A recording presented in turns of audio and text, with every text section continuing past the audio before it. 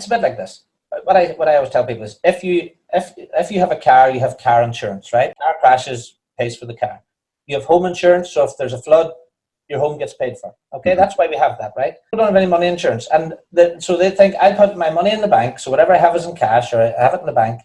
If there was a run on the banks tomorrow, which could happen, the bubble is so big, the debt bubble is so huge that the whole thing could collapse like that.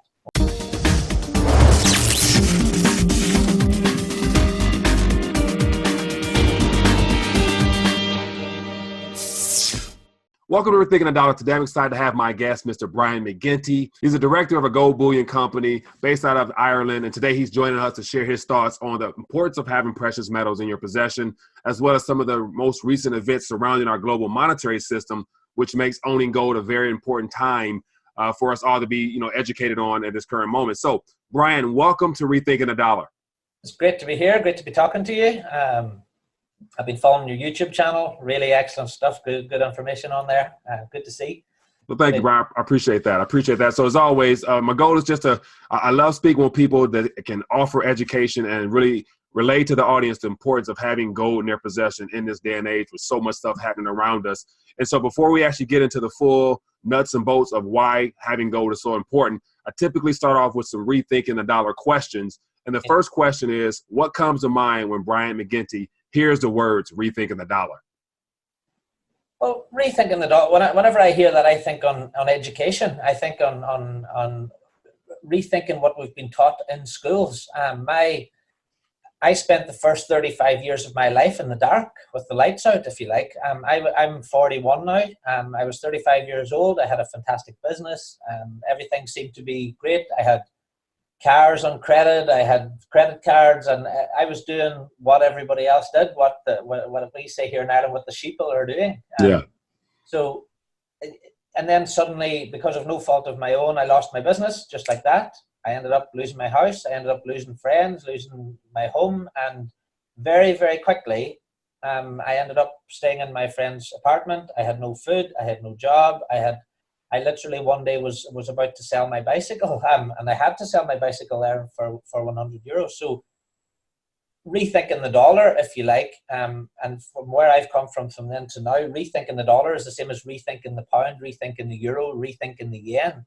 What we have been taught about money through our education system since probably the late 60s, early 70s, is driven towards debt. It's driven towards a debt-based society. Whenever I talk to people, I say, what's the most important thing in their life? And they say, well, having enough money to live. Okay. So whenever we go to school, what are we taught? We're taught, go to school, get good grades so you can get to university. University's 3 years of debt. Mm-hmm. We get out of university, what do we have to get? A credit score. What's a credit score? 4 years of debt. Okay, so then we get out of university, we need a car to get to our job, so we get another 7 years of debt. So we get a car note, a car ticket. Then what do we do then? We need to get a house, so we get 25 years of debt. Mm-hmm. Then we chase we're just chasing this debt till we're 65. Then we retire probably. The average lifespan is what, 70? So we get 5 years to live, and then we die. And the government takes 40% of the value of your house off us in inheritance tax. Yeah, that's what everybody's doing. So if everybody stood back and looked at what we're actually teaching our children in schools, what we're actually asking them to do, it's nuts. It's absolutely nuts. Yeah. And it was only after I lost my business and had zero, it actually got me thinking, what have I been doing for the past, whatever it was, 17 years of my work life? And it's not by accident, nothing happens by accident, but gold came into my life, and someone said to me, would you be interested in a gold business? Now, considering I had zero and I was down and out, I felt like strangling him. I was like, are you having a laugh? Gold? Yeah. This is gold for the masses. This is gold. Everybody can afford gold. And I was like, you're crazy. Go away. Yeah. and long story short, he asked me to watch this video, and that's how I got involved in gold. And it's been the financial education of actually just owning gold has been phenomenal. Really, right. Really. Understandable there. So, that's a great explanation of how you arrived to the point you're at now. And so, you hinted on a couple things there, and you were describing a scenario of what we call the rat race. You're caught up in the rat race, and you're always looking for a way out or a better wheel that goes faster is what you end up finding yourself on. And so education is key. And so a part of the organization you're part of, which is Karatbars, you're a managing director. And the biggest thing is promoting education on why it's important to put gold back into the people's hands, since it was removed from circulation many, many years ago, many policies and whatnot in every country. How's the educational journey been for you now that you're involved with gold, you have gold in your possession, and you're helping educate people on a regular basis? What's the educational process been like for you? Well, whenever I started with the company, one of the first things someone told me in the company was, right, Brian, if you're going to start selling gold, you need to understand money. You need to understand the history of money. So the very first thing someone asked me to do was go and read a book called The Richest Man in Babylon. Mm-hmm. And so I read The Richest Man in Babylon, and the thing that stood out there for me was that if someone actually saves 10%, and then finds a way to find the rest for, people say there's too much month at the end of my money. Well, the thing is, if you save 10%, guess what? You will find the rest of the month will look after itself. And then I started learning about compound interest, and I compared. I remember one day I compared putting 20,000 euros into a house and then paying a mortgage for 25 years and what I'd have. And then I went back 25 years, and if I'd have put 20,000 into gold and saved a gram of gold every week, rented a house for less money and then put that extra money into gold, I'd ended up 3 times richer with the gold. Yeah. I thought this is crazy. And the biggest education I had was when I found out that 60% of all the gold on earth is held by central banks. 60%. Yeah. Yet we are in an education system where we're taught, get a good job. The better job you have, guess what? You pay more tax. That's why you want you to get a good job, so you pay more tax. Yeah. The crazy thing about it is, we know that the banks and the governments are like this. They're all together. Who creates the education system? The education minister. He decides what the children are taught. Right. He's not going to teach you. Tell you what, guys, what you should do is you should go to university, but however much you make, put 10% into gold, because by the time you're 40, you'll be financially free. We're not taught that in school. Yeah. Yeah. But from what I found out, I started saving my gram of gold every week, and then I didn't miss it. So then I started saving 2.5 grams a week, and then I started saving 5.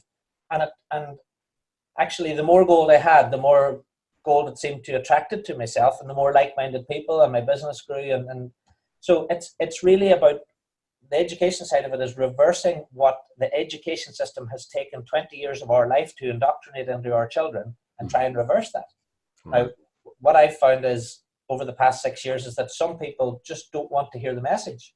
The message might be good, and it might be good for them, but a lot of people just don't want to hear it, because they're if someone said to me in Karatbars a long time ago, if everything you knew to be true wasn't true, how soon would you want to know? And I thought that was a great phrase. How soon would you want to know? So that's all we do as a company. We give people the message, which is save.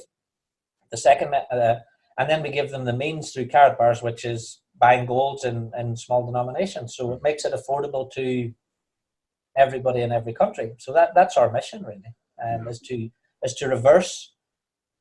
Let's go back to 1967. 5% of the population owned physical gold. Now it's less than 0.01%.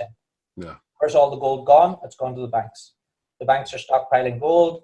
We're stockpiling little paper rectangles. Yeah, right? Yeah. So, debt notes, debt instruments. Yeah.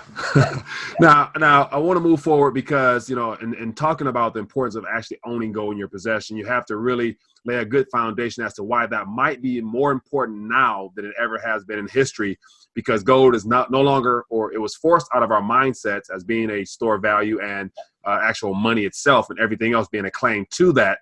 And so, based upon events currently happening now, I think things are speeding up rapidly in 2019 as we see more reports about central banks hoarding more gold than ever. So clearly the central banks know something is changing, and things are, some things are happening right now.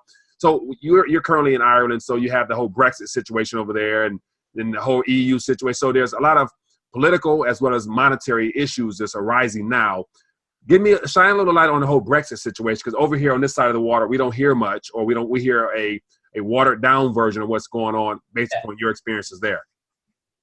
Well, I think the whole thing with BREXIT, and all we hear in Ireland is about your wall and Donald Trump. That's all we hear, right? All we hear about BREXIT. All we hear about the wall, right? It's like It's like the media is saying, look over here, don't look at what's going on under your nose, look over here. You know, that's my honest opinion is with all this government stuff, right?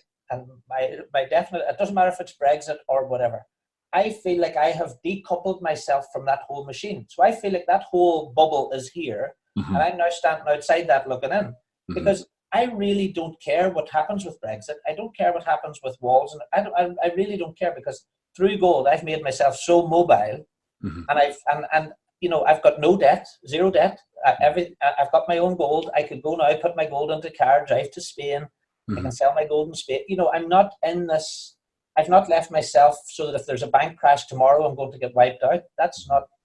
So I suppose that's what we're trying to do. We're trying to teach people, forget about Brexit, forget about walls, forget about all that stuff, because you're not a tree. You know, you're not a tree. Stuck. Dogs can come and pee on you. Yeah. If you don't like where you're at, if you don't like your government, if you don't like your whatever, you don't have to change the government. Change where you are. Go and live somewhere else. You know, you can get on an airplane now and move. We're not. So whenever I hear people in Ireland or UK or Europe complaining about their situation, move. Yeah. Our God-given gift to get up and go anywhere we want, anywhere else in the world. I've moved to London before. I've moved to Portugal. I've lived in Portugal. I would quite happily get up now and get on a plane and go and live anywhere in the world, because if I don't like the situation and the political situation, then I'll remove myself from it. But I think government and media, all they do is talk about Brexit. No, the uncertainty, and this is bad, and what if this happens? And you know, who cares really? And that's my honest opinion. I really don't care what happens with Brexit. But I hate to see good people wasting their lives, wasting their time, wasting every day talking about it. Why don't people just think on, I'll tell you what, if X happens, I'll do that. If Y happens, I'll do that. And hey ho, whatever happens will happen. I'll be fine either way. Yeah. Because we're in charge ultimately, not the government. Right. Right. I agree 100%. And so the biggest thing is, you know, you have the opportunity to be mobile to where you can relocate if need be, but a good portion of the population may not have that privilege necessarily. And so that plays into being able to become more proactive with your savings, your investing, and just taking matters into your own hands. And as you say, not depending upon your government, so that you can have options. So that plays right into the next question as far as where we're at now.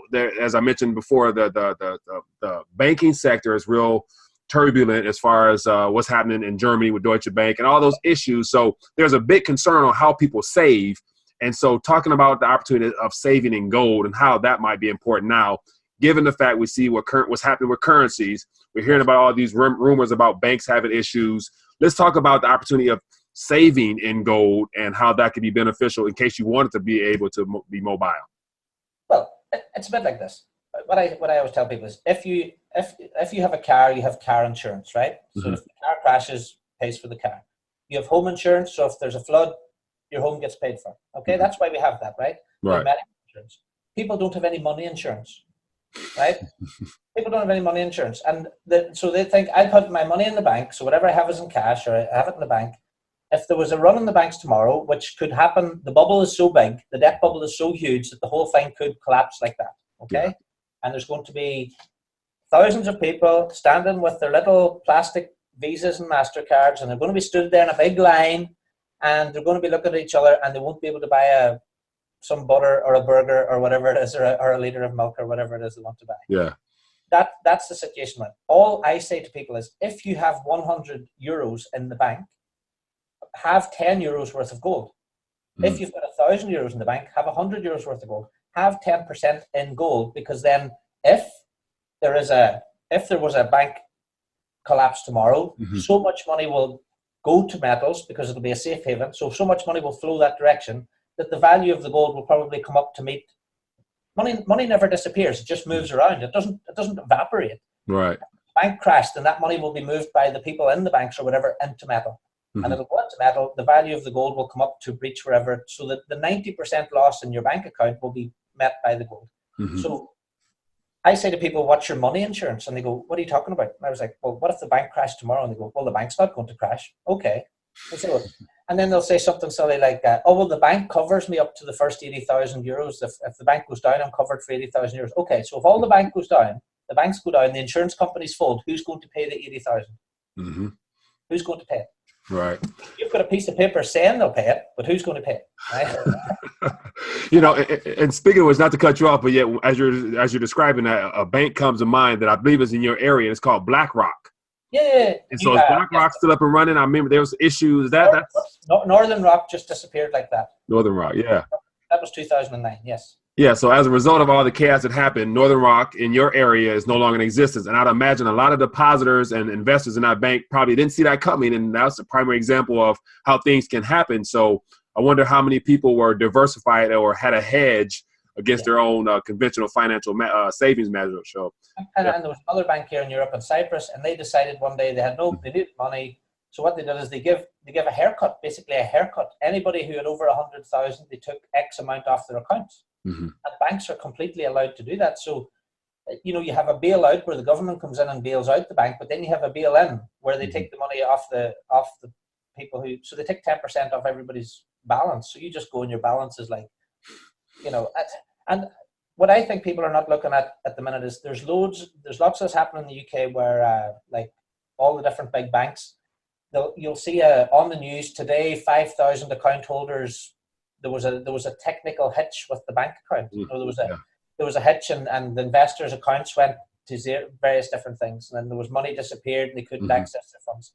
Now, it's only my opinion, but I believe a lot of this is actually hacking, and it's hackers. And it's hackers getting into the systems, and they are able to eventually get rid of them, or the funds are gone, and they're able to replace the funds. But they're not going to come on the evening news and say, "Hey, everybody, we were hacked today.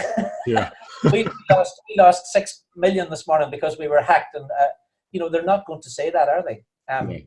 Because it would be a run on the banks the next morning. So I would say to people, don't necessarily believe that all these hitches, as they call them, are hitches. You know, because at the end of the day, let's say a big bank.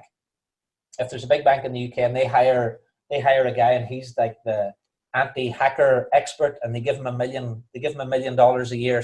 They won't but let's say they give him $1 million a year. Well, the hackers are going to earn 20 million for hacking. So the person who's earning more is always going to have more incentive to really work on their craft. Yeah. Interesting, man. Yeah. So that's just more of a reason why, you know, educating yourself, broadening yourself outside of the conventional model is probably more important than ever. And so let's talk a little bit about the opportunity Karatbars. So we've spoken before, so I've had a chance to get to know you a little bit. So I've enjoyed learning from you, as well as I mentioned, you know, getting packages in the mail often. So there's a lot of opportunity out here for people to become proactive. And so this is, of course, not financial advice. This is just two gentlemen sharing an opinion based upon results. Actually, you know, on the Rethinking the Dollar channel, we're talking about, you know, get your weight up. That's one of our slogans, where we tell people to get physical as opposed to just being solely digital. And so how important is it, and give us the lay of the land as for the Karatbars organization. There's two ways of actually getting involved. You have the affiliate aspect, and then you have the customer aspect. Give us some of the underlying foundational pieces of finding out more about the organization and getting involved. Okay, well, to give a bit of background, the CEO of the company, his mission is to get gold back to the masses. His mission is to reverse the trend that has been happening since 1970 or so, right? It's very easy to explain. If you go now and you throw a net over 100 people in the street, and you stop 100 people and you say to them, "Would you like to buy some gold?" The answer they will say to you is, "I can't afford it. The first thing they say is, "I can't afford gold," because they assume that a ring maybe is $1,000 or something, and they think it's beyond them. Yeah. Even if they thought they could afford it, they'll say, "I don't know where to buy it." And then if they did know where they could buy it, they say, "Well, how do I know what I'm buying is real? It might be fake." Right? So there's your three big problems, and that's why people are put off gold. And the fourth thing, which we found over the past sort of 8 years, is that because of the media have been telling people on the news and newspapers, price of gold is going down, price of gold is going down, right? You go and ask, just pick 10 people today, and what do you think about the price of gold? 9 will say, price of gold's going down, isn't it? And I'll say, who told you that? I don't know, I saw it somewhere.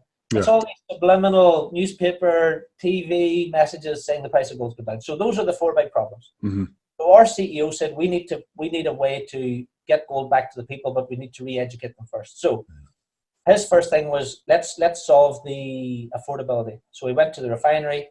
He got the same grade of gold that you get in the Bank of England, for example, 999.9, 24 carat, from an LBMA accredited refinery. And there's only 70 refineries that do this. So went to the refinery and said, I want 1 grams and I want 0.1 grams. Now, most people would have no idea what 0.1 gram looks like, but it's tiny. I'll show you in a second. So went to the refinery, got those. So now a 0.1 gram of gold today costs about $5. All right. 1 gram of gold today costs about $50. Now, the price of our gold, when compared to other physical gold suppliers around the world, we know that our price is completely, it might be 10, 20% less. It's actually nearly 20% less than our main competitor here in the UK.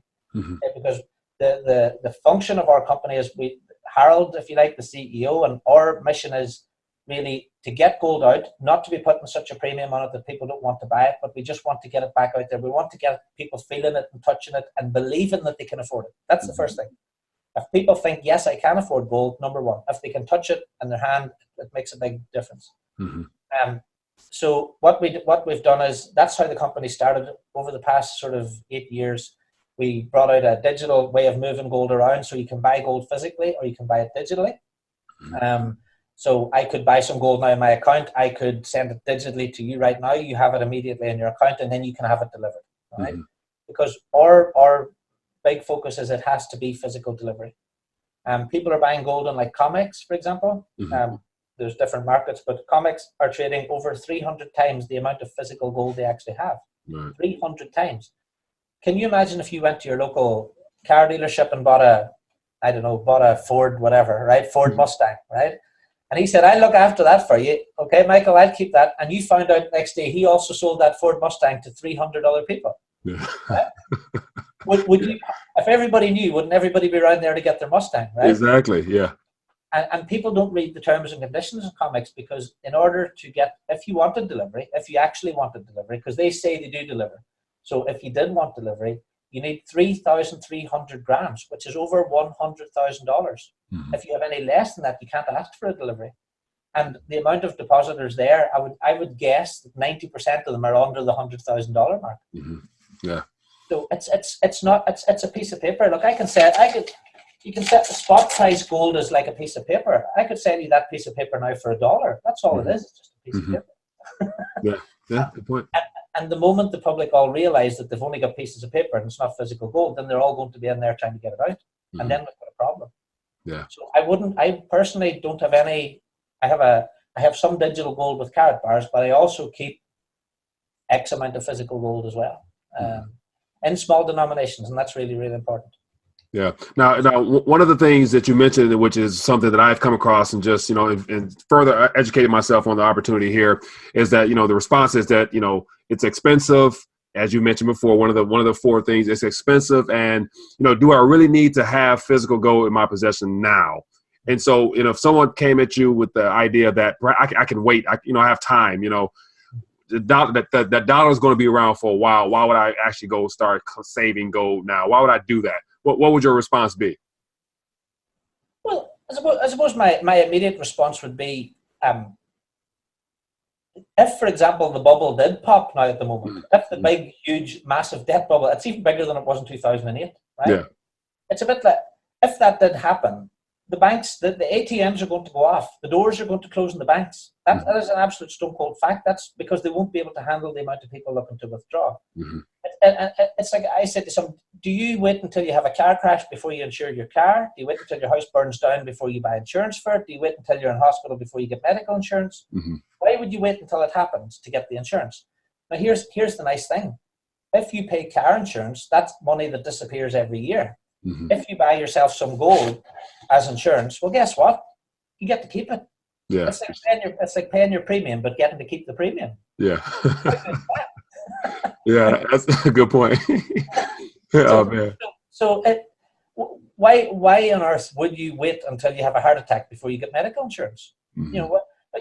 Okay, I said, if you think the dollar's going to be around for a while, right? That's great. Put 10% into gold. The dollar's going to be around. You're going to be happy. Give the gold to your children.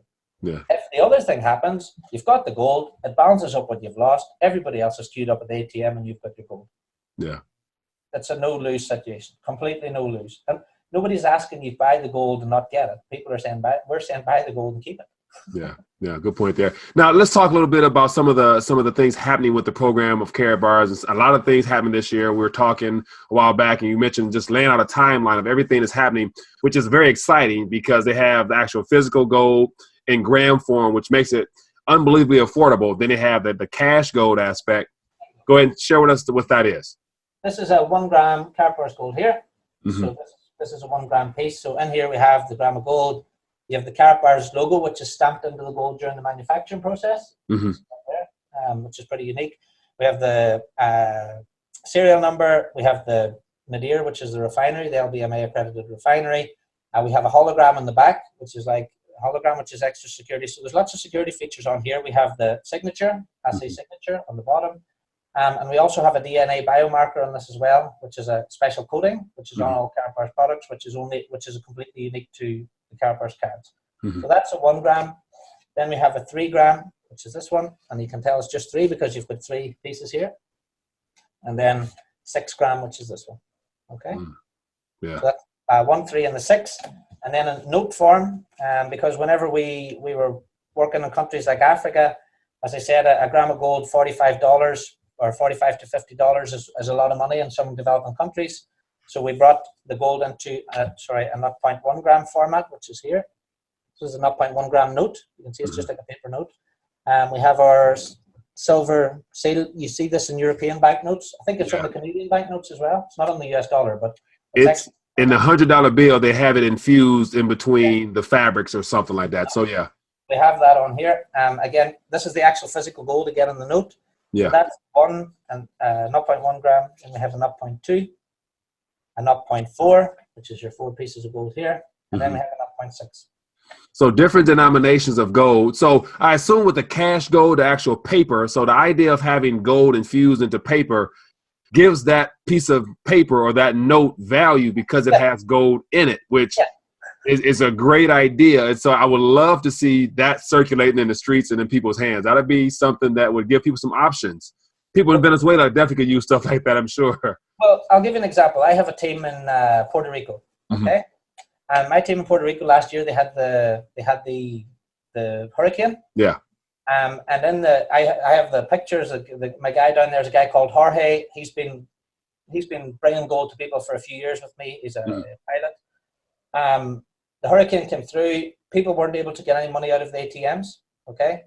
The shops were saying they wouldn't accept cards and they wouldn't accept US dollar cards. Okay, so they went to the bank, but the bank was only giving money out on non-US dollar accounts. So now we have, as a company, we have our own MasterCard, which we give to people all around the world, but it's a European MasterCard, so they were able to use this. And then because they said, on the shop windows, it said cash only, cash and gold. It said in the window, cash, gold, and silver.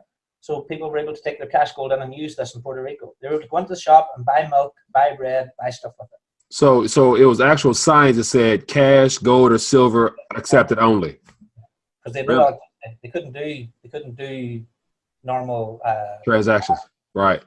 Interesting. I know about the cash, of course, because everyone would be willing to accept paper, but yet the gold and silver mentioned on what they accept is they had it in the windows, written in the windows, cash, gold, or silver. So people they knew they were able to take pieces of gold, so people bring in stuff. So, the queues were like 2 days long just to get food and things like this. So they were able to do that, and they sent me back pictures from Puerto Rico, and they said, "Look, Brian, this is what Karatbars is all about. Puerto Rico is exactly what Karatbars is about. It's like." Everybody's very comfortable that, okay, there's been no major war since 1945 and no major natural disasters. A huge volcano could erupt in Iceland tomorrow and it could completely black out the sky above Europe for 10 years. These are things that can happen. There's a huge fault line running along down the side of Portugal. There's an earthquake due there. There's normally one every 500 years. The last one was in 1500 and something. So there's these things are not as far away as people think. And if the electricity goes off, or there's huge internet power lines running along the seabeds. If somebody was to take out some of those internet lines, suddenly you've got no internet. Suddenly your credit card and debit cards are not working. So people need to I know everybody's comfortable and everybody's happy, but just be mindful that most people don't have any money insurance. And if you think about it, how much we say cash on the hip, how much actual physical cash on the hip do people actually have in case something did go wrong, you know? Not much at all. That's because we've become more of a cashless type of society. So yeah. Oh man, interesting. Well, Brian, it's been great having you join us on Rethinking the Dollar to just share some light on the importance of gold and some of the opportunities through the Karatbar opportunity there. And so definitely, I enjoy working with you. And so definitely, plan on having you on the show more often and keeping us up to date on what's happening with Karatbars. So for those out there that have interest in finding out more, definitely I'm working directly with Brian. So there will be the link below this video here that can get you connected to the RTD Gold team, which is all interconnected with Brian and what he has going on, because we're all a part of the same organization. So Brian, it's been great having you join us. Any last thoughts you want to leave us with here on Rethinking the Dollar? Well, I'd say we're the company's now, we started in 2011. We've got over 500,000 customers now, 130 countries. So we're open in 130 countries already. What I would say is all our gold has been delivered by FedEx insured courier since 2011. So no one has ever not got their gold. Okay, it's really important. We work with MasterCard as well. So all our business partners are all paid. We have a deal with MasterCard. We work as well with a lot of Olympic athletes like Real Madrid, different big sporting organizations as well. So it's not like Karatbars is a new company. We're a very well established with a company with a very good reputation. And our CEO or founder, Harold Seitz, he's a senator of the German Overseas Trade Association. He's a published author. So it's a nice home. It's a nice family. All we're trying to do at the end of the day is get that physical gold back to people. If you don't want the physical, you can have it digital. We have a little app, so you can just keep loading your app. And then at any point in time, if you want the delivery, you just go to your back office and you go delivery. Storage is free. So storage is free for life. We do have a set fee to most countries, which is around about $20 for FedEx delivery. But if you wait until you've saved over 100 grams, delivery is free. So that's really it. We have a very simple message. We need to get people's weight up. And my last message is, it doesn't matter if you've only got $100 in the world. Make sure you've got $10 worth of gold. If you've got 1,000, have 100. If you're a millionaire, have 100 grams worth of gold. It's all about that 10% money insurance, as I like to call it. But we're just making it easy. That's all we want to do. We just want to make it easy for people to say yes. Hey, they can go, hey, Michael, I want to buy some gold. You go, here you go, register on the website, buy it. You can buy it with a card. You can buy it with bank transfer. We have a bank account in the United States. Yeah. Buy using USA Bank Wire. You can use Bitcoin to buy it. You can use credit card, debit card. So loads. You can buy as little as much as you like. So we don't charge subscriptions. We don't charge ongoing fees. Your account's free for life. It's really a case of register, buy as much as you like, as often as you like. Right. Sounds good there, Brian. So as always, I appreciate you joining us once again. So there's no excuse for people not to get their weight up, because it's affordable, it's doable. And the best part about it is being a part of an organization such as this is always easy to help other people to get their weight up as well. And so everyone needs currency insurance in this day and age. So definitely, Brian, it's been great having you on. Definitely look forward to speaking to you again, because there's a lot more going on in the projects that we weren't able to cover today, but we'll do it in the future. So as always, enjoy the rest of your day. It's been great having you on Rethinking the Dollar.